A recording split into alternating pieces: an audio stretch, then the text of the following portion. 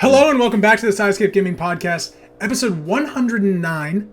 I'm your host, Jake Burke, and joined, as always, by James St. Charles and Ted Libby. Ted, what are you doing? I can't do a 9 with Yeah, one trying to do a hand. 9. It's like, Oh. Yeah. Okay. Just take that motorcycle noise in. But enough from that motorcycle, because this is the 109th episode of the Sidescape Gaming Podcast, where every Monday morning a new episode goes live on YouTube.com, SoundCloud, and Spotify. Once a week, we Discord over 500 miles, talk about a gaming-related topic, and what games we are playing. This week, we're talking about some big news. The GTA leaks. The Grand Theft Auto 6 has been leaked. It's real. We know things that you pretty much guessed, like you're going to be able to play sports in this game. Like, you can rob things. Pretty cool. We'll talk a lot more about that.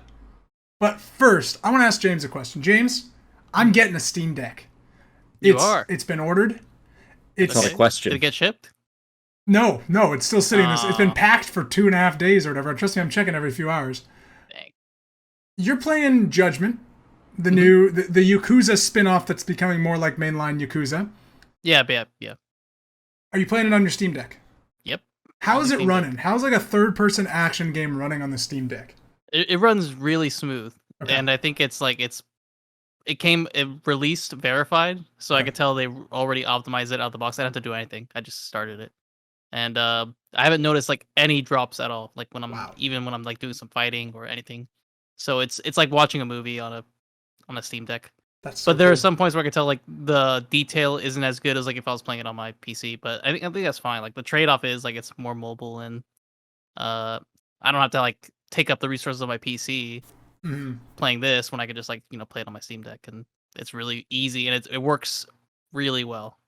How is the control, like controlling a third-person action game on a handheld? That seems somewhat cumbersome. Is that pretty easy to do? It's the only thing I did adjust was just the sensitivity, but it's not too bad. Okay. Like it's sometimes it's a little bit slow, but there's good lock on, so your camera, you don't have to like always adjust your camera. That's good. But yeah, I would thought it was gonna be odd, but it works out pretty well, and so it works out so well that I downloaded God of War as well on my Steam Deck, and I'm gonna give that a try. Ooh, see how that works. That's also verified. That's exciting. Yeah, so that's it works good enough. Like there's definitely some things where it could be better. Like there's no auto aim or anything like that, so there's a lot of manual get good analog stick aim, which is fine. But it's just everything is like lock on. It's only like certain games. There's just like with any Yakuza game, there's like a Sega arcade that you can play mini games, and there's a House of Dead remake that's really fun and addicting. But the aiming is like fucking awful. Like if I was on mouse and keyboard, it'd be really easy. But with this, it's just like, oh fuck, I was like, I have to drag it over, then hit the head. But with the Steam Deck, you can, like you can do with basically like Xbox and Game Pass, you can just start playing on one device and hop over the next one, and it's fully there with your save. Exactly. Right? Yeah. That has a cloud sync, so if I wanted to, I could pick it up on. But then the downside of that they don't talk about is you have to download the game twice, basically. Yeah. And so it's like, well, I've already downloaded it once, so I want to download it another 40 gigs or something. And maybe you do, but with someone who has like capped internet, it's a pain. Okay. Because then I just have to like conserve it, because you download it twice, and that's already like 1/10 of my cap, and so that's a pain. That makes sense. But yeah, the game is it's basically Yakuza, like the exact same city, just they always like change it up, like between 0, Kiwami, and 2. They change the layout a little bit, and so it's a little bit less than the other ones, I'd say, but it's more centered towards not Yakuza, even though it is Yakuza, if that makes sense. Like you're not playing Yakuza, but you're dealing with the Yakuza like 100% of the time, so it's weird. It's a different take. You're playing as a detective, so it's more crime, more like who did this, who's like finding clues and all that, and doing investigations. And I like that, but that's exactly what you were doing with regular Yakuza. You were like, who did this? Who do I have to beat up? And you beat up people still. So you're just a cop now instead of being a Yakuza member. Yeah, because the other Yakuza games, little spoiler, is like you're framed for like murder, and you're trying to prove your innocence and trying to get to the bottom of it. This is like the exact same thing. It's just you're not Yakuza. That's so funny. So it's but it's good. I'm happy it released, and they both did. I guess both versions, and so I bought them both at a discount. And, nice. I'm 20 hours in this one, and I feel like I'm like only halfway through. So it's just like a Yakuza game. Just like a Yakuza game. Ted, he's a little breaky up on your side too, right? He's a little choppy. Okay, he's a little choppy. But I have heard similar things about Judgment of like it's a hard-boiled detective noir in the cutscenes, and then you leave the cutscenes, and then it's like a beat 'em up. And then you like do super combos and bicycle kicks, and you're just like wailing on people in an alleyway, and then you defeat the bad guys, and then it goes back to like super serious. It's raining and his hat's down, and it's like I've heard it's either funny or jarring depending on how you take it. That's so interesting. I know. Huh. That's exactly right. But I gave my kids really bad, so I made James, disconnect and come back. Yeah. All right, I think he's gone, Ted. We can finally talk. We can finally have this. Finally have a conversation. Yeah, we can finally say everything we needed to say about James. Mm-hmm. I'm be honest. I don't like his hair. I've said it. I love his hair. Oh, he's gone. Oh, he's gone. Well, that comment really. That really sucks. Yeah, that really sucks. He has most of our talking points tonight. He does. He's primarily what's going to drive the show. Ted, what are you playing right now? Anything interesting? Because I'm only playing Elden Ring again, like when I can. I've been super busy. So. Yeah, I've been busy too. So I downloaded Hearthstone because I wanted to recheck it out. Okay. That's not really, but I was pretty disappointed with it. Okay. I was like, how long did you recheck it out for? Yeah, we don't need to get into it, but in downloading Hearthstone, I noticed that Slay the Spire was in the top iOS downloaded, and I was like, why is this? It was in like the cards and strategy on your section. Phone? Yeah, it's on my phone. Oh, dope! I didn't know that. It's free on Game Pass. Yeah, I guess they just had a price drop. Okay. Which is why it skyrocketed to the top. So I bought Slay the Spire for a reduced price. And it's really good. Like the card mechanics are really good. And I can totally see now why people who played Inscription were like, this is just Slay the Spire with a different coat of paint, because it is very similar. They kind of rip the same roguelike. Yeah, that first intro level of Inscription is very similar to Slay the Spire. Yeah. Even how you move on the map and like go through room to room. Exactly, yeah.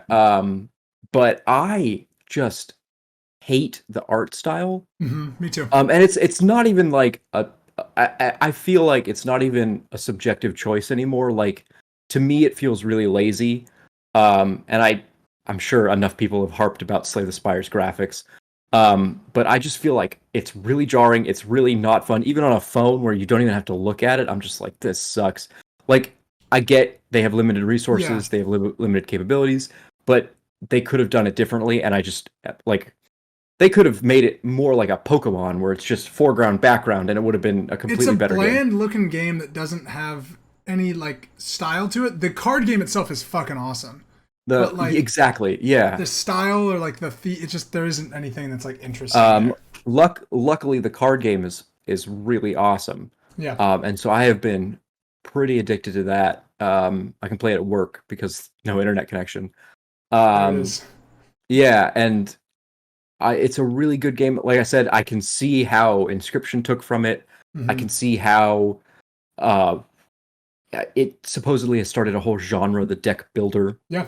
I haven't played games like Monster Train, but a lot of people talk about it's kind of a Slay the Spire-esque, and I can totally see it. And going back to my Hearthstone thing, like Hearthstone copied it. They made a Slay the Spire edition. Oh, really? Or mode. Yeah, it's called Mercenaries. It was really? kind of... Yeah, it came and went, let's say. Yeah, I don't remember that. And I have not yet checked it out, but I will be checking that out as well. Slay the Spire, very good game. I look forward to a sequel, I guess is the best way to put that. Slay the Spires. Or whatever. Whatever comes next for them. Because the first game, definitely worth checking out. Mm-hmm. If you like... What is it about? It's that combo. It's that staring at your hand and being like, what's the best I can do here? Yeah. What's the best I can do here? And what's my next turn going to look like? Which, again, a lot like what Inscription was. Mm-hmm. That, like, I have fine-tuned this deck, and I know what's happening now and what's coming next, and let's get the most out of it. So yeah, really cool. Very cool. That's awesome. I'm glad you're playing Slay the Spire. James, you're back from shitty connection. I don't know. He's downloading the Flight Simulator Hurricane DLC. Yes, I think. And it's really Those eating running away the at his background. I internet. don't even know what happened. It was just my Discord. It was just bad. That's so funny. Well, we're back. Ted just talked about Slay the Spire. All right, James, it's time. Let's talk about Grand Theft Auto 6. It's a game that's coming out. Grand Theft Auto 5, pretty big game. People liked it. People liked it. It was like the biggest entertainment launch ever on a day. You know, it's pretty big. It's not. So, something happened. It got stolen. It got stolen. Someone went in there and just took a bunch Who would of have thought Grand Theft Auto? I know, the irony here. Yeah. That the company who owns Grand Theft Auto is upset that a crime was committed. That someone stole.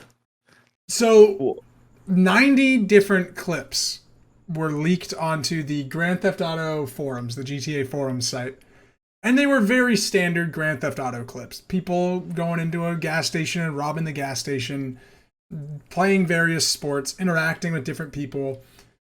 It also showed that there is a male and female protagonist, and that the game does take place in Vice City, at least at first. It's been kind of rumored that you're going to add cities as time goes on, kind of DLC cities. Did you guys watch any of the footage? I only watched like 2 or 3 things because it's pre-development footage. Yeah, I watched one video, and again thought it was pretty standard stuff. Like I also don't know what to look for in that like nitty-gritty Grand Theft Auto. Mm-hmm. It's not set in the 80s. No. There was a rumor going around that it was going to be set in kind of in a 90s. Yeah, it looks like it's it does not. Okay. No, it looks modern. Yeah. Okay, because that was a rumor I was hearing as well, but yeah, it looked good, but then a lot of people were like, "Oh man, it doesn't look too good." And it's like this is all test development, them just tweaking things, and it looks very early on. Yeah, it's so very early on that it's just like okay, this probably has like 3 or 4 more years left, but the core gameplay is there, and it's kind of sad and disheartening for a lot of the developers who are like keeping this under wraps and like all of it's exposed, and it's exposed in a way where it's like really shitty clips. Like they're not too good. It's like okay, here's some gunplay and here's some unfinished streets, and now you already know who the protagonists are, and like that's kind of like a pain. But I think the biggest thing that they're worried about it's not just the clips, is that there was source code supposedly stolen, but I think the hacker didn't release it. Apparently he said that he had all of it, like the whole game, but no, that's probably not possible. I guess one of the big fears, I was listening to Triple Click, the Jason Schreier podcast that he has, and they were saying that one of the things that he's heard from like his contacts inside Rockstar is actually the big thing that they're afraid of with this leak as employees is that it's going to really force the hand from Rockstar to be like, you all have to come back to work. People hacked our what's that service called? Everybody uses it in work, but I don't use it. Slack. There it is. Dropbox. No. And Dropbox. So cybersecurity, I think, is not taken too well with a lot of these private companies and especially the game development company. Yeah. It's so easy. It's like such a major thing at my work, and I won't say where I work, but at my work, like cybersecurity is like number one, and it should be a thing for all companies. James, you and I work in similar fields, and cybersecurity is not taken seriously at my job. Similar field. Ted, I think we're on opposite spectrums. Yeah, I don't know if fields are fucking similar. We are not similar at the least. Yeah. Ted, you work in a basement, Ted. James is out there with a real job. I work in a literal bomb shelter. Yeah. Oh, God. I'll say that it makes up more than 40% of my company in terms of cybersecurity, like the amount of personnel and the dedication. But it's not taken too seriously with all these other companies. They're like, okay, yeah, we're gonna get this program. Yeah, we're gonna download this. They don't do any background checks, any sweeps, proper like control, and what this application is. Slack it's a public one. It could be controlled. We have a special like applications that we have to use that are public, but also like optimized for our work, and that's what a lot of these people need to be working on: secure devices, secure connection. Proper password control. Maybe they need to have what's called like PIV cards. They need to and that's what happened because they just hacked the Slack, and that's very easy. And they got everything. Yeah. So that's another thing. It's like, why are you storing these important files on Slack? Don't put any of your IP on any of it's just it's a very clear case where I hope that like the workers don't have to go back to work. Like in terms of like on site, you could easily do this telework. but they need to really take cybersecurity seriously, and that's for any game company, any company right now, because it's so easy to just simply like it's a 17-year-old kid. Yeah. Of course, he's like known to do this, and of course he knows all the ins and outs. But still, it's like if he can do it, anyone can do it. Sort of thing. Like with enough information, and it's very easy. Like, okay, I'll hack a Slack, I'll hack your email just really quickly, and if you're sending these files, it's the collaboration needs to be way more tightened down. Yeah, absolutely. Or you're gonna have this, and this is a huge leak. This is probably one of the biggest game leaks in many years. Yeah, and I think what's interesting about it is just the fact that like they've been really quiet on Grand Theft Auto 6, like with that like every detail, like they've just said nothing about it. So it kind of sucks that, like it being in Vice City, which has been very heavily rumored and kind of already leaked through like actual journalism, not hackers. I think it's interesting that like they just don't get to reveal any of that the way they want to reveal it, which is just I think a bummer for that. It's definitely a wake up call for Take-Two because it hit the stock, it hit everything, and then like I heard like they like parted ways with a recent other company recently, and so this is gonna be. I think that you're gonna definitely see some changes going forward, but this should definitely be a wake up call for other game companies, and I feel like the major ones definitely have it like tightened down, but it's very easy to slip up. Like you have a lot of these developers, maybe you have contractors working on it. I think you gotta keep any testing in house. Either like the way that you access it needs to be probably in house or remoting it. Like nothing should ever be like on someone's personal devices. That's what I'd say, or personal accounts. Makes sense. Yeah, it's just crazy because this happened with Naughty Dog right before Last of Us Part 2 came out. They had a bunch of stuff. It keeps happening. It's like I feel like people they need to really take cybersecurity like seriously and hire some teams for it. Like it's not just IT. It's a separate. We have IT and cybersecurity. Like you need to have your own division, basically. Cybersecurity, yeah. Ted, that's the industry you should get into. That's a booming industry. Yeah, cybersecurity. Yeah. That's gonna be big. That could be big. Or I'll just be a hacker. Oh well. I mean, if a 17-year-old could do it, I could probably do it twice as good. Ted, what would be your hacker username? Like, what would be like what you're known as on the internet? Like how that's a great idea. Mr. Anderson was Neo, like what? Right? Yeah. Does it have to be original? Do hackers trademark? Okay. What do you think? Yeah, you gotta have a cool name. Yeah. Just like Archangel, just something cool. Providence, but that's straight out of Hitman. I like Archangel. That's pretty dope. Yeah. That's pretty cool. Okay, nice. Something biblical for sure. Right. But I mean, we're talking about Zacharias. Like Ezekiel. That's a good one. Some angel.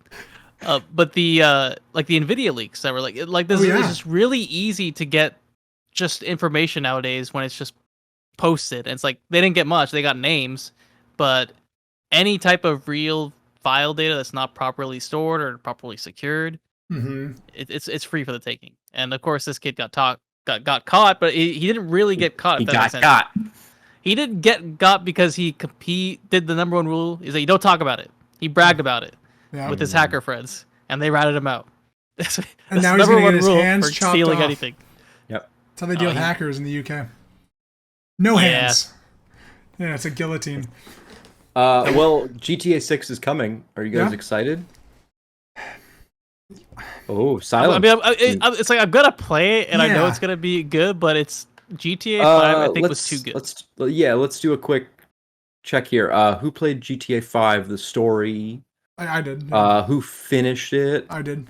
Yeah. Okay. GTA 4. Did you finish GTA 5? I played through the first portion. Okay. I did not finish it. I actually I bounced away from a lot of GTA stories. It's the only GTA that I've ever played all the way through. Yeah. Okay. I did GTA 4 and the DLC with GTA 4. That's also good. I remember GTA 4 is kind of what people say is the creme de la creme. Yeah, that's like people's favorite. Yeah, it's very good. I think GTA like I'm not an online person like what GTA Online is. Like that'll never be my thing. But I think GTA 5 really good game. Yeah. That being said, I don't think it's like always my type of game. Like I don't love the like massive open world where you can go play tennis for a little bit and do this. I'm like that's not the gaming experience I enjoy. So I like the heist when they had that heist DLC. That was fun.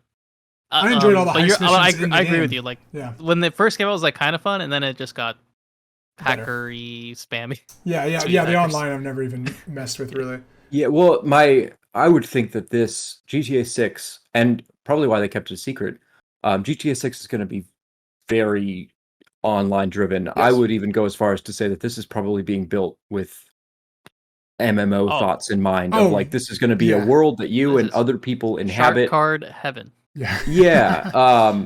And I honestly think that's why they were so bummed out about the leak, is because now why would you buy the upcoming GTA 5 DLC? Right? Why would you buy the Christmas Because this game's like 3 years away. It is way too far away from the clips, and I don't know if they were the most recent, so they might have not have been. They might have, but you could tell if this is what they have so far, they have a lot of work to do. Well, they don't need to release it. Like they don't. They could never release another GTA game again and just keep making money off online and be totally. Well, this is one of the things that they could have announced it next year, maybe.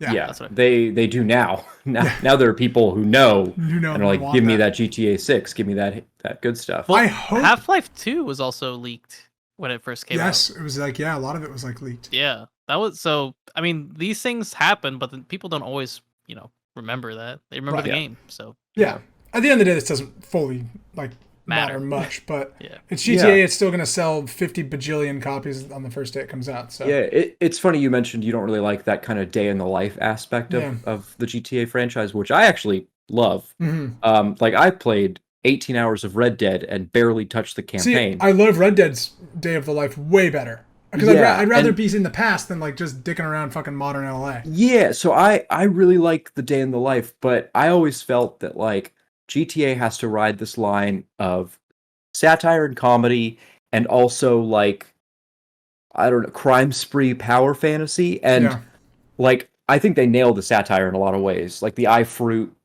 being their phone, I think was spot on. Like a lot of stuff they really nail. But I have never really felt that like crime spree fantasy aspect of things. And so I'm hoping, in fact, that they might even like veer away from that, in that like you can just play tennis. Like you don't have to bazooka a bank. Yeah, I've heard it's gonna be a little bit toned down. Like it's not gonna be as So I'm hoping almost for like a modern, I guess this would be Florida, like modern MMO Second Life-esque thing, and less about blowing up cop cars with a tank. It's called Grand Theft Auto. I know. That's the primary thing, is blowing shit up and stealing cars. It's literally theft. 100%, but they have Grand Theft Auto has really expanded a lot beyond that, especially with their online model. Like there's a lot of things you can do. Yeah. The one thing I didn't like about GTA 5 is that what GTA 4 had was DLC story DLC. I get the best. Like the Battle of Gay Tony is one of the best GTA DLCs that ever existed. Yeah. The way the story works is like it's in parallel with the campaign. So you like go through events like, oh, I remember that from the campaign. It's just a different angle or a different view. I love that. Cool. But GTA 5 didn't do like any story DLC, and that's what I was hoping for. I was hoping for like, okay, maybe we'll get some more. What's going on here? I mean, not like people die, but it's just like, there were choices you made in the campaign, and it's not like everyone made the same choice. So I was like, okay, maybe they'll have some other choice DLC. And no, they just released casino heists. Like this is really simple money, like just really simple online DLC that doesn't really matter. And that is my concern here, is that they now know what makes them the money, and any kind of story, this is pure conjecture, any kind of story in a GTA 6 is just going to be fluff for trailers. It's kind of like how the Call of Duty campaign is just there for trailers, and like the meat of they know 99% of the players are going to play for multiplayer. Never touch single player. I worry that GTA 6 is going to be that, where you kind of get like a whatever crime campaign, and it's going to be ushering you into like, hey, you can play tennis online. Yeah, I wonder to just switch over to online. Exactly. I wonder if it's going to be like more co-op centered or just online focused, or that would be my thought, because GTA 5 online has made them more money than God. That's probably why. Than they could ever do. Yeah. Totally. I'm really fascinated also by, like, we were talking about just the story of it. And the world has changed since Grand Theft Auto 5 came out, and how people respond to media making fun of groups. Yep. And I don't think that GTA and Rockstar can get away with. No, they said they wouldn't do all that. Like, it's going to be way too. So I wonder what that does for the actual just tone of the game, where, like, you're no longer mocking the fact that this is all ridiculous and the society is ridiculous. So, like, how do you play? You can make it a more serious tone. Like, but if you're not mocking, if you're not satirizing like modern consumer culture, then you're just shooting cops, right. And that's and rolling down civilians, and that has not been received well either. No. Like, there have been a couple of games that are like, hey, we're a serious game about just killing people, and they do not go well. But GTA like sets the standard, if that makes sense. Like, it is the game. It was the game that like that series was the focal point for any type of like M rating, right? Or these Grand Theft Auto games cause like shootings and all that. Like, and it was literally they would always defend themselves by saying like, this is satire. Like, play the game, you will obviously see that this is satire, but if satire doesn't play for them, how will they defend themselves from the horde of mothers, my mom included, who are going to say your game is just like a mass shooter power fantasy? But what I'll say, Ted, is all of the top games right now are all shooting or killing games. You have Fortnite, you have Among Us, you have Apex Legends, you have all these games that are like the top. Valorant, okay, and they are about killing other people. So it's like you can't just point to GTA and be like, okay, they need to tone down because of killing. So if they like, but I guess the joke wise, like they can just not mention anything. What like, top 5 Twitch stream games can you kill civilians? And I think that's the bigger thing, is that like in Grand Theft Auto, you can just fucking hop out of your car and just on anybody around. And if it's not in this like weird environment that's like pointing out the fact that society has driven us to this point, then like what is it? And that's what I'm kind of curious about. Yeah, I think that's they have to be smart about it. That's the point that we'll be wrestling with up until and after this game releases, because I'm really curious about that. I mean, if they're not getting flack currently for GTA 5, then I don't think they'll get any flack for GTA 6. Yeah, I really wonder. Complaining right now, they would just be like, "All right, cancel, shut down GTA 5 right now, shut down the servers." No, like it's I'm curious when the story comes out of 6, and you know, I feel like if the story of GTA 5 released today, it would be a whole different fucking conversation. Right. Yeah, that's why it's just with the times. It's at the times. That's why I'm curious what it does. What were you gonna say something, Ted, or ask something? Well, no, I think James is absolutely right. Like all the top 5 selling video games are about shooting people. Like most video games are about killing things. Yeah, like Rocket League and Fall Guys are the 2 video games that don't involve killing people. I can kill someone with Fall Guys. Epic exclusives, I've seen James take someone out with Fall Guys. I'll throw him over the ledge. But it's different when you can kill people with Rocket League too. It's different when you're driving like a car that I drive in real life, driving in a street that looks like where I drive in real life, except in game, I can just whip out a gun and start shooting people off of a sidewalk. Like, that's kind of been the argument for the past 30 years, but we now live with photorealistic graphics and a culture that is pretty over it. Yeah. And if the satirical angle doesn't work for them, are they going to tell a biting, gritty story for real? Or are they going to fall into, like, this is kind of just murder porn?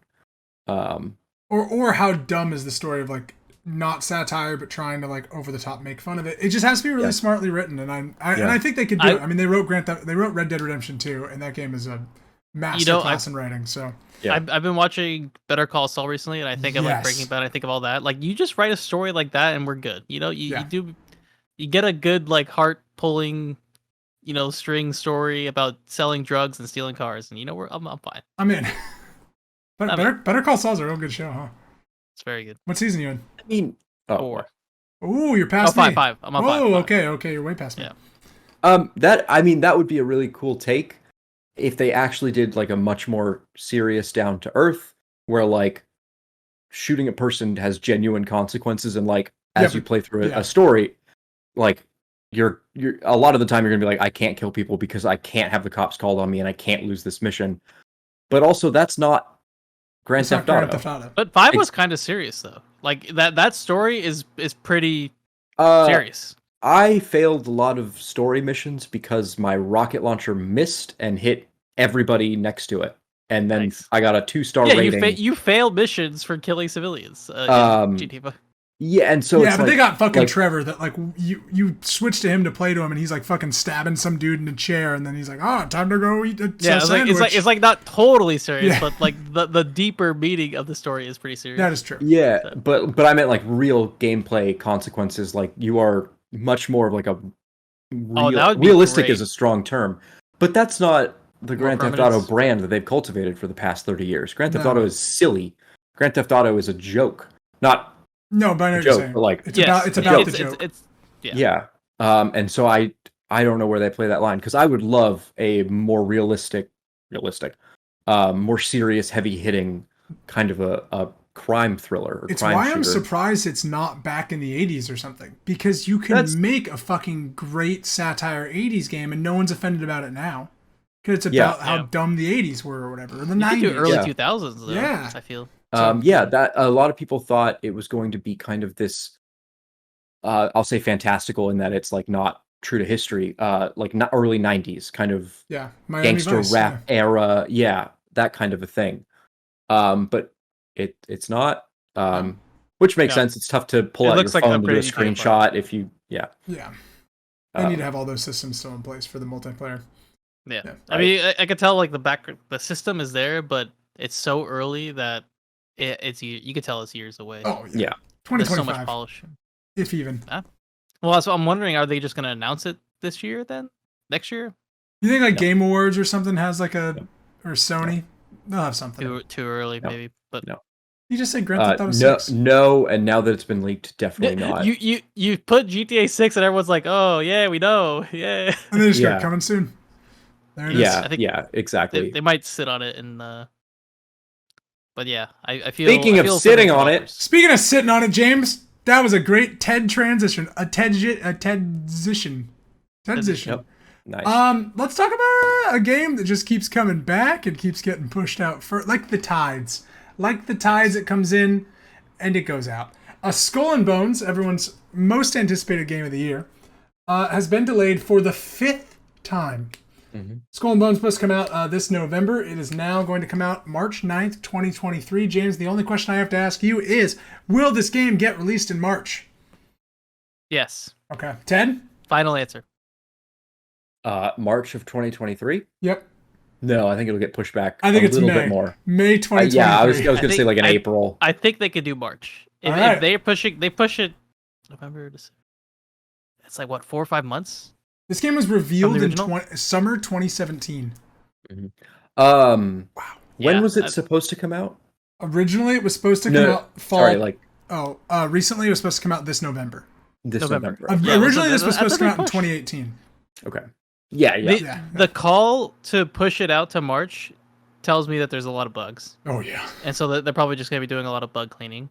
But I think March is reasonable to release it around there. Oh, it's totally possible. It's just insane. They called it this week, which is like it's about to be October, and there's probably they're like, there's no way we just it seems too late. It seems like GameStops would have started getting posters for Skull and Bones by now. So it seems a little late to just try and like avoid the holiday games rush. They said it's for they're polish gonna get and game balance. Nothing in March, I feel. Yeah. There's too many games come out. Dude, there's so many games next year. 2023. Yeah. I briefly mentioned this in our text string. I actually think Skull and Bones has a fire to it, has something going on. Would you say it has the wind in its sails, Ted? I wouldn't go that far.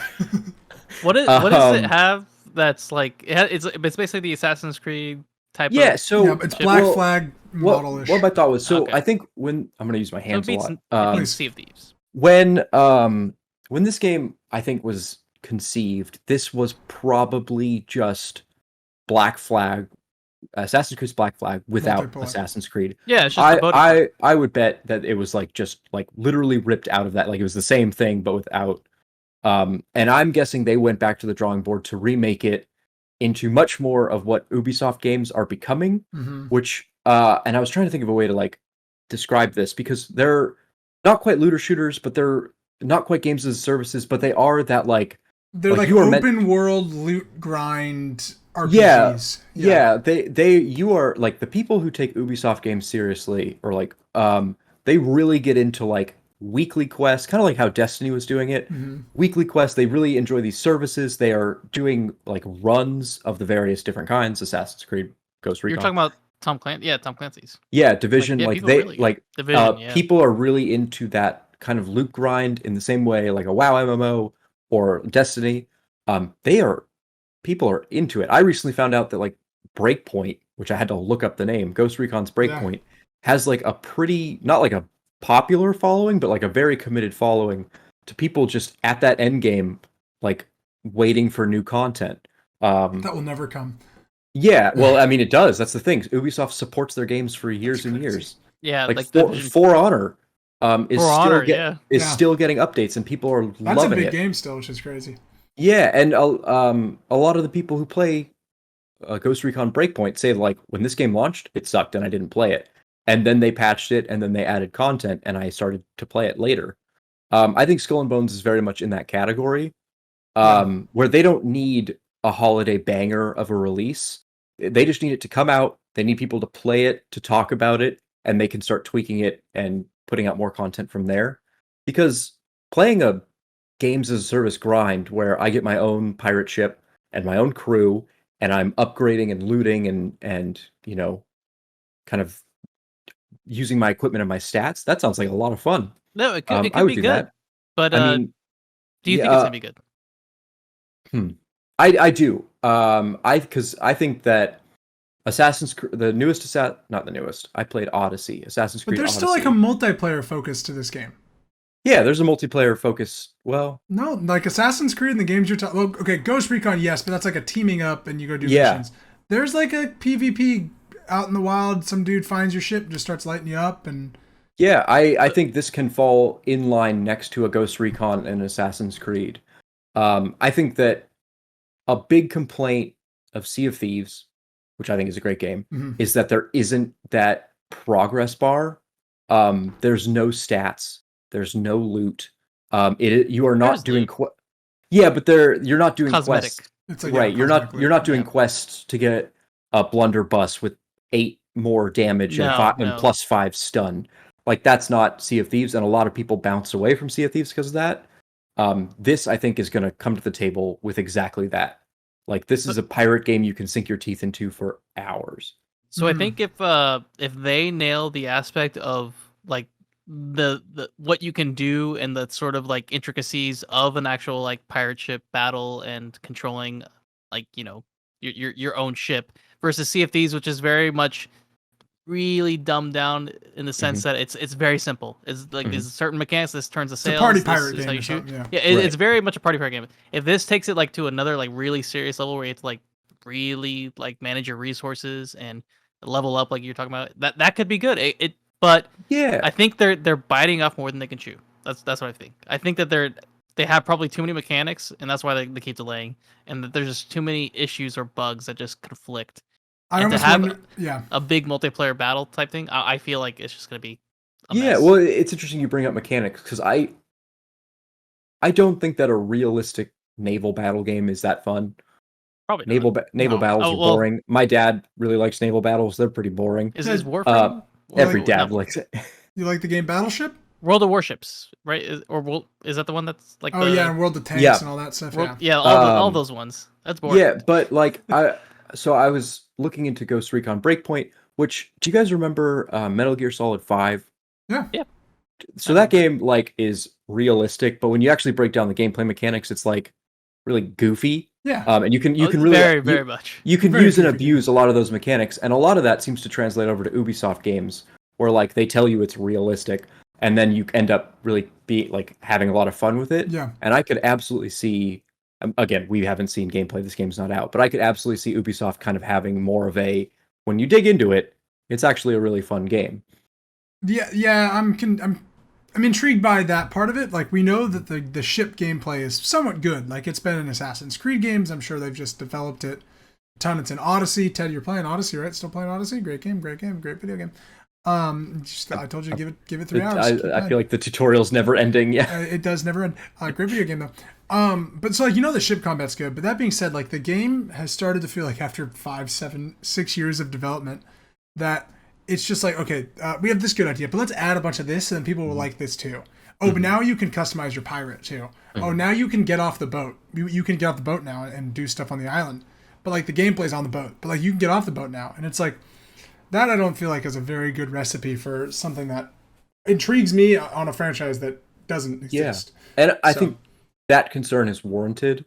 Yeah. When a game is taking a long time, it's usually not for good reasons. But Ubisoft makes the same game every time. And I know that as a joke, No, but I mean but seriously. I mean that seriously here. Like, they have a lot of different tools to play with here. All they have to do is use them well, and I think you have a great game. I would agree. Yeah. I could see it. I don't have faith that this is good. Like, if you told me that they're going to make Assassin's Creed and Ghost Recon and just smush them together, I would actually have faith that might be decent, because those are very similar games already. All they have to do is just make the pieces work. That's true. No, I agree with you. What are the Ubisoft games? We got Assassin's Creed, Far Cry, Siege. which is Far Cry's pretty different. Far Cry is an open world game where you go to the top of a tower, you look around things, and you go do the mission. Yeah, I guess it's the same in spirit. It's the same formula. Because I was thinking the Division, Ghost Recon, and Assassin's Creed are all incredibly similar in that you're a third-person action game. Yeah. Just having Tom Clancy's is huge. I feel like they make another Division and it gets boom, guys, instant money. Hear me out. Siege is good. Tom Clancy's Skull and Bones. Oh, I'm in. You know what? I'm in. Yeah, it's a rainy night. Already? The bow is moving to and fro. There's a man with a lantern, and then you just see a Black Hawk helicopter coming down, and it's wet work from Call of Duty 4. Tom Clancy's Assassin's Creed, and you play as Splinter Cell, and you go back in time, and you're sniping Romans. They should just rebrand to Tom Clancy's Everything. Tom Clancy's Everything. Tom Clancy's Far Cry. And then they'll make a meta versus Smash Bros. Exactly. Yep. Ubisoft, hire me. What are you doing? It'd be called Ubi Smash. Oh, Jesus. Write this Smash. Down. Thank you so much for watching the 109th episode of the Sidescape Gaming Podcast. I'm Jake. That's Ted. That's James. And we will see you next week.